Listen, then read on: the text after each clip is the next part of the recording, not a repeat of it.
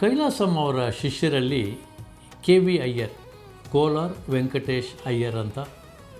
ಅವರು ಮೊದಲು ಹೋಟೆಲ್ ಒಂದರಲ್ಲಿ ಹಿಟ್ಟನ್ನು ರುಬ್ತಾ ಇದ್ದವರು.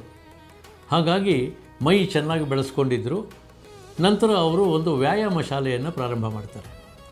ಈಗ ಬೆಂಗಳೂರಿನಲ್ಲಿ ಇರುವ ಟಿಪ್ಪು ಸುಲ್ತಾನ್ ಪ್ಯಾಲೇಸ್ ಪಕ್ಕದಲ್ಲಿ ಒಂದು ಸಣ್ಣ ಜಾಗ, ಅಲ್ಲಿ ಅವರು ವ್ಯಾಯಾಮ ಶಾಲೆಯನ್ನು ನಡೆಸ್ತಾ ಇರ್ತಾರೆ. ಕೈಲಾಸಂ ಅವರು ಇಂಗ್ಲೆಂಡಿಂದ ಬಂದ ಮೇಲೆ ಒಂದು ದಿವಸ ಅಲ್ಲಿಗೆ ಹೋಗ್ತಾರೆ.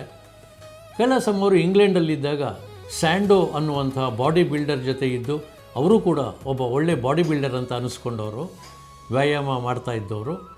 ಅಲ್ಲಿ ಬರ್ತಾರೆ. ಅಲ್ಲಿ ಬಂದಾಗ ಹುಡುಗರುಗಳು ವೆಯ್ಟ್ ಲಿಫ್ಟಿಂಗ್ ಮಾಡ್ತಾ ಇರ್ತಾರೆ.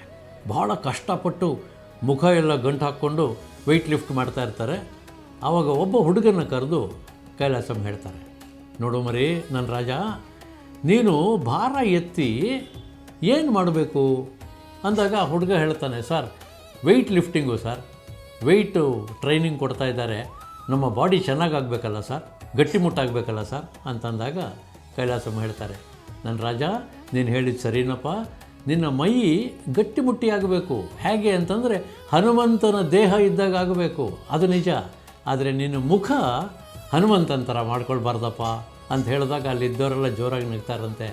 ನೋಡಿ, ಕೈಲಾಸಂ ಅವರು ಒಬ್ಬರಿಗೆ ಪಾಠ ಹೇಳುವಾಗ ಕೂಡ ಆ ಹಾಸ್ಯವನ್ನು ಬೆರೆಸ್ತಾ ಇದ್ದರು, ತಪ್ಪನ್ನು ತಿದ್ದುತ್ತಾ ಇದ್ದರು. ಜನಕ್ಕೆ ವಿಚಾರ ಸರಿಗೆ ಮುಟ್ಟಬೇಕು ಅನ್ನೋದಷ್ಟೇ ಅವರ ಕಾಳಜಿ ಇದ್ದದ್ದು. ಒಂದು ಸಂದರ್ಭದಲ್ಲಿ ಕೆ.ವಿ. ಅಯ್ಯರ್ಗೂ ಕೂಡ ಅವರು ಹೇಳ್ತಾರೆ, ನೋಡಪ್ಪ, ನೀನು ಬರೀ ವ್ಯಾಯಾಮ ಹೇಳಿಕೊಟ್ಟು ನಿನ್ನ ದೇಹ ಬೆಳೆಸ್ಕೊಂಡು ನಿನ್ನ ವಿದ್ಯಾರ್ಥಿಗಳ ದೇಹ ಬೆಳೆಸ್ಬಿಟ್ರೆ ಸಾಕಾಗೋದಿಲ್ಲ, ಜೊತೆಗೆ ನಿನ್ನ ಬುದ್ಧಿಯನ್ನು ಬೆಳೆಸ್ಕೊಳ್ಬೇಕು. All brawn and no brain ಅಂತ ಆಗಬಾರ್ದು ನನ್ನ ರಾಜ ಅಂತ ಕೆ.ವಿ. ಅಯ್ಯರ್ ಅವರು ಹೇಳ್ತಾರೆ.